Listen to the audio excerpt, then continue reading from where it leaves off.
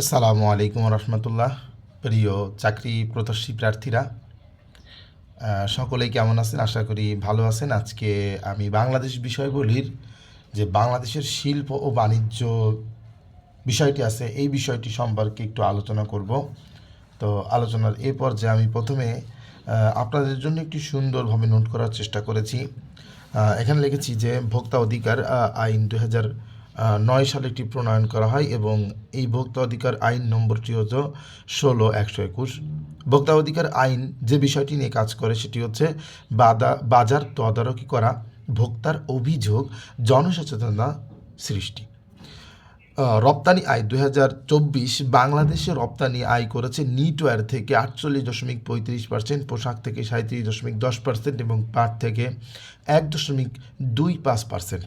এটা হচ্ছে রপ্তানি করেছে। প্রশ্নটা এভাবে আসতে পারে, নিচের কোনটি থেকে বাংলাদেশ সব থেকে বেশি রপ্তানি আয় করেছে? এটা উত্তর হবে নিটওয়্যার। আর যদি বলা হয় যে নিটওয়্যার থেকে কত পার্সেন্ট আয় করেছে, তাহলে হবে 48.35%। এরপরে জাহাজ নির্মাণ। প্রথম যে যুদ্ধ জাহাজ সেটি ছিল খুলনা শিপইয়ার্ড নির্মাণ করা হয়েছিল, যেটার নাম ছিল বানৌজা পদ্মা। এটার গতি ছিল 23 নটিক্যাল মাইল এবং এটি উদ্বোধন করা হয় 2011 সালের 5 মাস। এই খুলনা শিপইয়ার্ড হচ্ছে প্রধান জাহাজ নির্মাণ কারখানা এবং 2019 সালে আরেকটি জাহাজ নির্মাণ করা হয়েছিল এমবি আনসু। এটি জার্মানির জন্য হচ্ছে নির্মাণ করা হয়েছিল।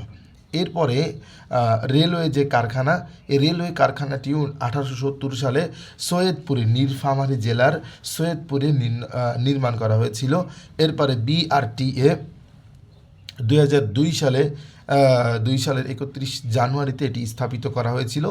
এরপরে হচ্ছে শিল্পজাত আমদানি পণ্য, মানে বাংলাদেশ কি কি ধরনের শিল্পজাত পণ্য আমদানি করেছিল? সবথেকে বেশি করেছে পেট্রোলিয়ামজাত পণ্য, তারপর করেছে সার, তারপর করেছে সুতা।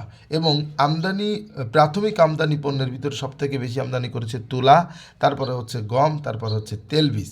আমদানি দেশ বাংলাদেশ সবথেকে বেশি টাকার অঙ্কে চীন থেকে বেশি আমদানি করে, তারপর করে ভারত থেকে, তারপর করে যুক্তরাষ্ট্র থেকে। তো এর ভিতরে চীন থেকে 28.46%, মানে যেটা সব থেকে বেশি সেটা হচ্ছে 28.46% চীন থেকে আমদানি করে। ভারত থেকে 13.42% আমদানি করে। চা হচ্ছে প্রথম শুরু করে হচ্ছে চট্টগ্রামে 1840 সালে এর চাষাবাদ শুরু হয় এবং বাণিজ্যিকভাবে সিলেটের মালনী ছড়ায় 1854 সালে এটি বাণিজ্যিকভাবে চাষ শুরু হয়। সবথেকে বেশি চা রপ্তানি হয় সংযুক্ত আরব আমিরাত। এরপরে হচ্ছে চা বাগান মোট হচ্ছে 169টা এই পর্যন্ত। সর্বশেষ চা বাগান হচ্ছে পঞ্চগড় এবং সবচেয়ে বেশি চা রয়েছে মৌলভীবাজার। আর চা নিলাম কেন্দ্র হচ্ছে 3টি। প্রথমটি হচ্ছে চট্টগ্রাম, দ্বিতীয়টি হচ্ছে শ্রীমঙ্গল, তৃতীয়টি হচ্ছে পঞ্চগড়। তো এখান থেকে প্রশ্ন আসে, নিচের কোনটি চা নিলাম কেন্দ্র, সর্বশেষ চা নিলাম কেন্দ্র কোনটি, এরকম করে। বাংলাদেশে প্রথম ও একমাত্র ওয়ার্ল্ড ট্রেড সেন্টার হচ্ছে চট্টগ্রামের আগ্রাবাদে অবস্থিত। বর্তমানে রপ্তানি বৃদ্ধির জন্য গৃহীত পদক্ষেপ হচ্ছে 3টি। মানে এটা হচ্ছে যে কোনো প্রতিষ্ঠানে, যে কোনো ব্যবসা প্রতিষ্ঠানের রপ্তানি বৃদ্ধি করার জন্য 3টি পদক্ষেপ নেওয়া হয়। প্রথম পদক্ষেপ হচ্ছে আর্থিক প্রণোদনা, অর্থাৎ নগদ সহায়তা করা। এরপর হচ্ছে নতুন বাজার অন্বেষণ বা খোঁজা, মানে নতুন বাজারটাকে খুঁজে বের করা, যে নতুন কিসের চাহিদা আছে এভাবে। এরপর হচ্ছে রপ্তানি পণ্য হচ্ছে বিচিত্রকরণ বা বহুমুখী পণ্য বিতরণ, মানে বিক্রি করা। এখানে এটা দ্বারা বোঝাচ্ছে যে রপ্তানি পণ্য বিচিত্রকরণ মানে সিজনারি বিভিন্ন ধরনের পণ্য বিক্রি করতে উৎসাহিত করা।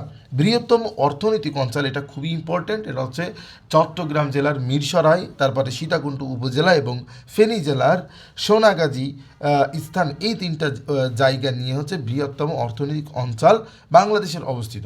এরপর হচ্ছে ইউরোপীয় ইউনিয়ন, এটি হচ্ছে পোশাক রপ্তানিতে বাংলাদেশের প্রধান যে প্রতিযোগী দেশ আছে, সেই প্রতিযোগী দেশ হলো ভিয়েতনাম। কারণ হচ্ছে ইউরোপীয় ইউনিয়নে বাংলাদেশের পরেই ভিয়েতনাম হচ্ছে পোশাক রপ্তানি করে।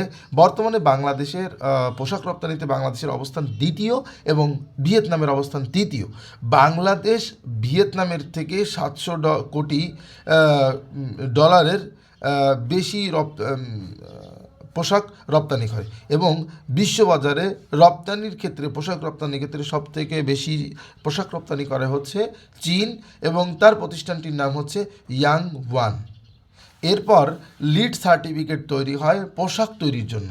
আমাদের ভালো করে জেনে রাখা উচিত লিড সার্টিফিকেট আছে, লিড সার্টিফিকেটটি পোশাক রপ্তানির জন্য হচ্ছে নির্বাচন করতে হয়। তো এরপর জানবো হচ্ছে কয়লাক্ষেত্র সম্পর্কে। বাংলাদেশে কয়লাক্ষেত্র আছে মোট পাঁচটি। তো সর্বপ্রথম যে কয়লাক্ষেত্রটি হয় সেটা হচ্ছে জামালগঞ্জ, জয়পুরহাট। এটি 1962 সালে হচ্ছে এই জামালগঞ্জে জয়পুরহাটে প্রথম যে কয়লাক্ষেত্রটি তৈরি হয়। এরপরে এসে হচ্ছে বড়পুকুরিয়া দিনাজপুর, আমরা জানি সবথেকে বড় হচ্ছে কয়লা খনি, এটা 1985 সালে হয়। এরপরে হয় হচ্ছে 1989 সালে ফুলবাড়ি দিনাজপুর।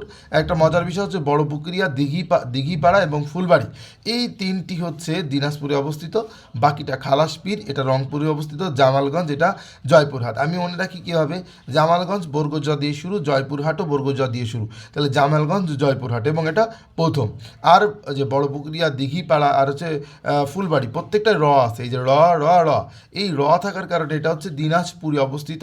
আর খালাসপীর এটা হচ্ছে রংপুরে, এই যে শেষে র আছে আর প্রথমে র, তার জন্য এই খালাসপীরের শেষে র আর রংপুরের প্রথমে র, এই যে খালাসপীর রংপুর, জামালগঞ্জ জয়পুরহাট, বড়পুকুরিয়া, দিঘিরপাড়া, ফুলবাড়ি এই তিনটাতে র আছে, এই জন্য এটা হবে দিনাজপুর। আর সর্বশেষ হচ্ছে কয়লাখনি হচ্ছে আপনার সর্বশেষ কয়লাখনি হচ্ছে দিঘিপাড়া, এটি 1995 সালে প্রতিষ্ঠিত হয়। এই ছিল আজকে পর্যন্ত। আগামী ভিডিওতে আমরা বাকি অংশটুকু আলোচনা করব ইনশাআল্লাহ। ধন্যবাদ সকলকে।